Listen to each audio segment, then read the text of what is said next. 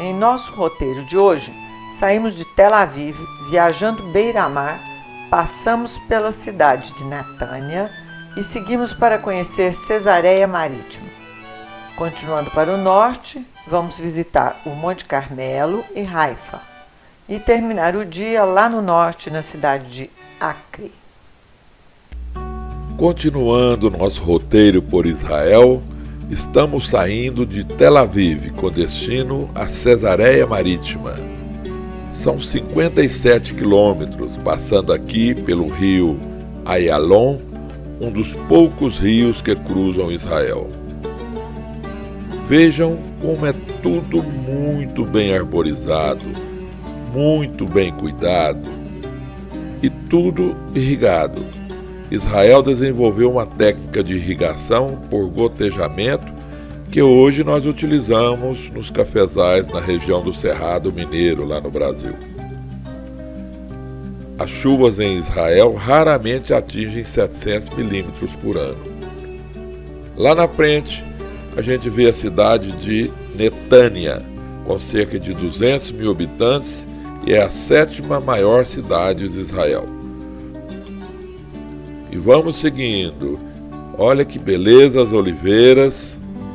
Estamos chegando em Cesareia Marítima, uma cidade moderna, com hotéis luxuosos, cuja principal atração é o Parque Nacional de Arqueologia, uma das ruínas da antiga cidade portuária de Cesareia Marítima, um dos pontos turísticos mais visitados de Israel e que vamos conhecer agora. Pelos achados arqueológicos aqui encontrados, o local foi habitado inicialmente pelos fenícios durante a dominação persa desde 586 a.C.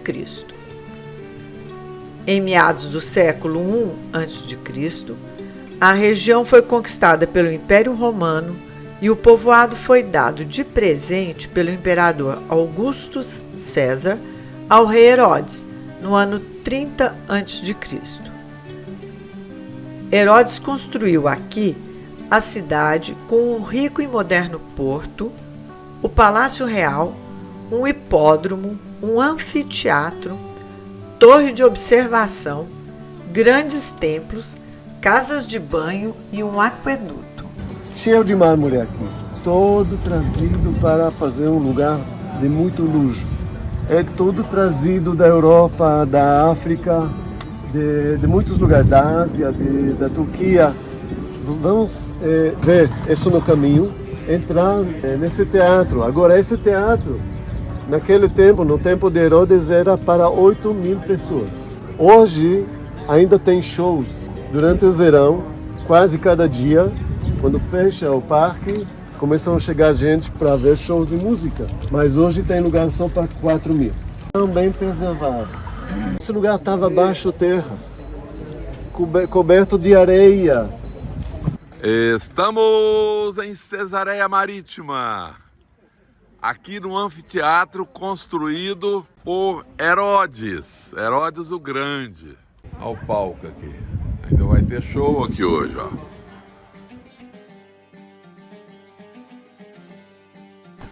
Saindo do teatro, por este corredor de mais de 2.000 anos, do lado de fora, estão expostas essas pedras que faziam parte das muralhas que cercavam o teatro.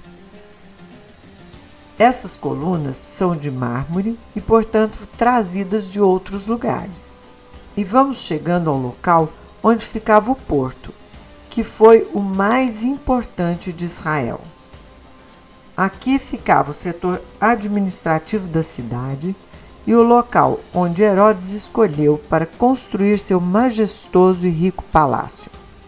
Literalmente, às margens desse mar lindíssimo, com essa cor de um azul turquesa fantástico. Ainda estão de pé restos das colunas do pátio interno do palácio, que servia de recepção para os convidados.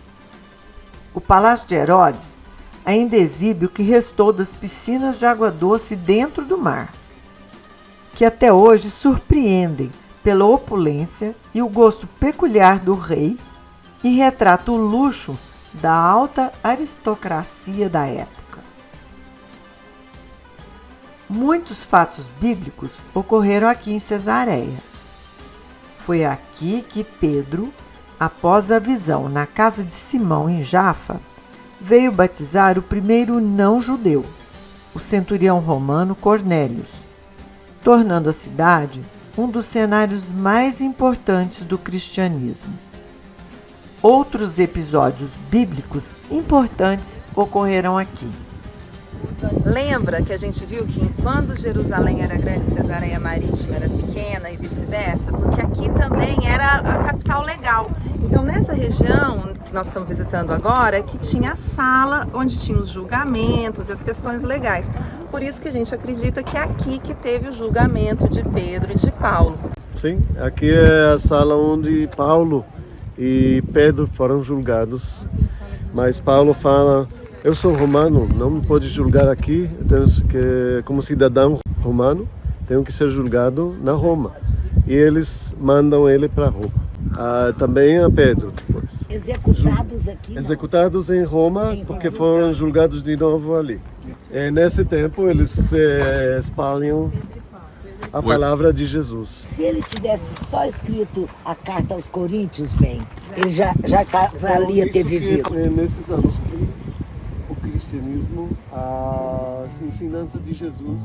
O grupo está ali na réplica da pedra de Pilatos, a pedra encontrada aqui com uma inscrição que menciona que Pôncio Pilatos, aquele governador que condenou Jesus, esteve por aqui. A pedra original está exposta no Museu de Israel. A água que abastecia Cesareia vinha por esse aqueduto romano, construído de pedras fundido, muito bonito, e ainda dessas cisternas que forneciam água até para as piscinas do palácio. E aqui, bem à beira-mar, fica o hipódromo, capacidade para mais de 15 mil pessoas. Aqui foi cenário das famosas corridas de cavalo e bigas.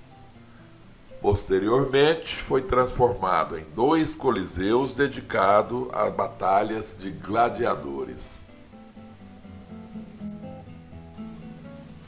Estamos chegando num local que era o banheiro público.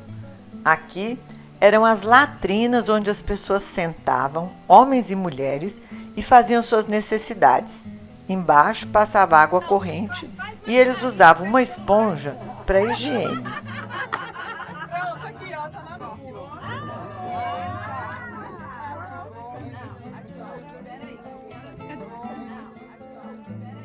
Estamos saindo de Cesareia.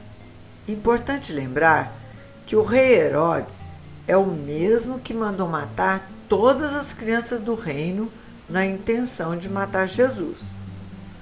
Nosso próximo destino é o Monte Carmelo, um local onde, segundo a Bíblia, teria acontecido o duelo espiritual entre o profeta Elias e os falsos profetas de Baal.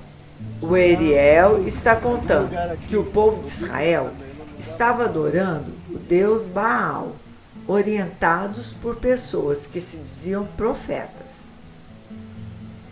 Deus mandou então o profeta Elias, que reuniu o povo aqui nesse monte e propôs um desafio, utilizando 2 bezerros, e que os profetas pediriam ao seu Deus que fizesse o fogo. Após várias tentativas dos falsos profetas, Elias pediu a Deus e do céu veio fogo sobre o altar. Em seguida, pediu que viesse a chuva, já que há 3 anos não chovia na região. Apareceu no céu uma nuvem, na forma de uma mão, e choveu. Todos então voltaram a acreditar que o Deus de Israel e do profeta Elias era o verdadeiro Deus. Posteriormente, aqui viviam eremitas entregues às orações e à penitência, inspirados no exemplo da vida austera de Elias. Construíram esta capela dedicada a Nossa Senhora do Carmo, dando origem à Ordem Carmelita. Com a perseguição muçulmana no século XII, a ordem e a devoção teriam se espalhado pelo Ocidente.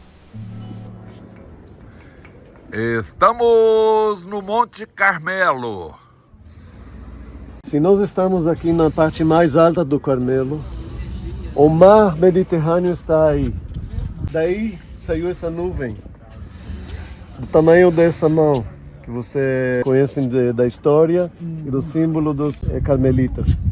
Para o outro lado tem um vale grande, todo esse vale enorme chamado Vale de Jezreel. Então, uns 10 quilômetros daqui tem uma parte que é chamada o Vale do Armagedon. Aqui na encosta do Monte Carmelo fica Haifa, a terceira maior cidade de Israel. Uma cidade portuária onde fica o maior porto do país. Tem uma história que remonta aos tempos bíblicos, do século 16 a.C., do final da Idade do Bronze. Ao longo dos séculos, a cidade foi conquistada e governada pelos bizantinos, árabes, cruzados, otomanos, egípcios e britânicos. Igrejas e mesquitas milenares dividem espaço com edifícios futuristas. Aqui do alto, uma vista linda da cidade. O mar Mediterrâneo, o porto e aqui uma das maravilhas do mundo, os jardins do Centro Mundial Bahá'í, considerado Patrimônio da Humanidade pela Unesco. Que lugar bonito! Estamos em Haifa, em Israel. Pensa num lugar bonito. Parece que eu estou exagerando. E lá embaixo, uma cúpula dourada, o mausoléu onde está enterrado o criador do Bahá'í.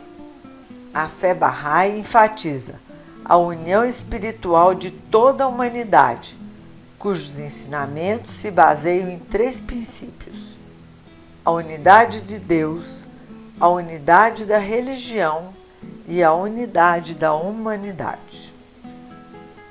Estamos no Jardim Bahá'í. Que coisa bonita! Olha que coisa bonita! É uma das coisas mais bonitas que eu já vi. Eu sei que eu já falei isso várias vezes, mas eu vou falar de novo. Olha que mar, que coisa, que jardim bonito, que combinação, que harmonia. Que lugar bonito!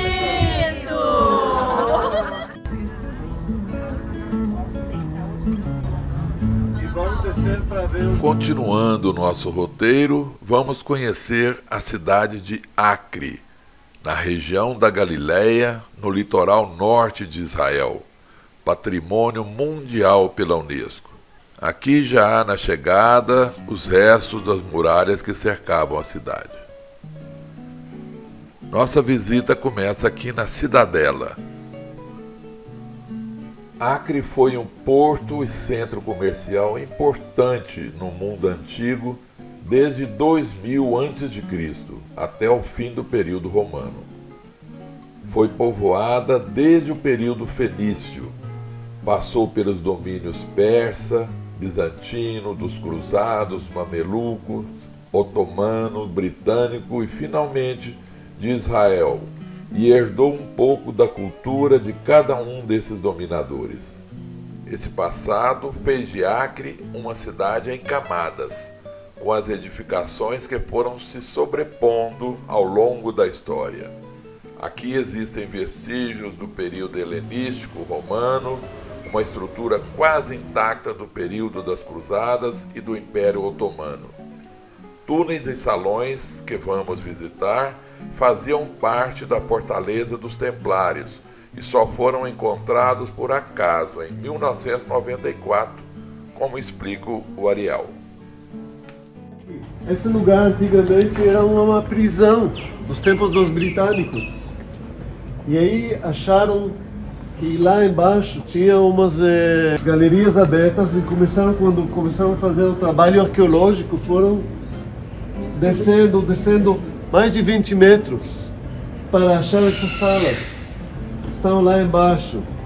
Então pode ver a diferença. Aí não tinha nada, só prédios lá em cima. E agora temos essas salas que estão aqui embaixo. Na época dos Cruzados, século XII, Acre foi uma antiga fortaleza e fez parte do Reino de Jerusalém. Os Templários eram uma ordem monástica militar que, em nome do Papa, ajudavam peregrinos. Esse aqui é o túnel dos Templários. Mede 150 metros e vai daqui do forte até o porto da cidade, e era uma passagem estratégica. Caminhar por aqui é fazer uma viagem ao passado e uma experiência única.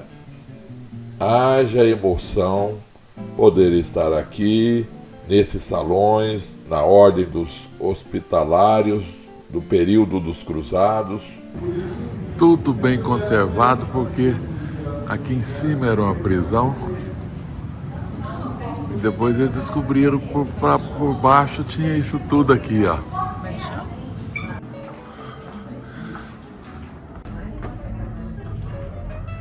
Cruzados hospitalários.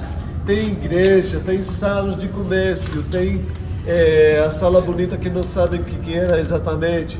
Aqui é a sala onde cada dia encontravam os cavaleiros para jantar. Até hoje, às vezes eles alugam esse lugar para fazer uma festa grande depois das horas de visita. Tá bom? Então, olha aqui que grande cada coluna. Então, fizeram isso. Sim, tudo isso estava abaixo dele. A terra estava lá, a terra. Aqui nós estamos na estrebaria. Esses canhãozinhos aqui, não sei de onde que eles vieram parar aqui não. Acre ficou famosa também pela tentativa frustrada de invasão por Napoleão Bonaparte durante o Cerco de Acre, de 1799, quando Napoleão perdeu a batalha para os otomanos. No período do domínio britânico, após a Primeira Guerra Mundial, esse local foi usado como presídio, como já vimos. A cidade foi conquistada por Israel 17 de maio de 1948, quando a maioria dos árabes fugiram daqui. A fascinante herança histórica da cidade, sua mistura de Oriente e Ocidente, seus vestígios quase intactos de seus passados de diferentes culturas, fazem de Acre uma das mais importantes cidades do mundo. Lá em cima era a prisão. Isso aqui estava abaixo da prisão. Tudo isso aqui foi descoberto depois, ó. E encerramos nosso dia e nossos registros de hoje.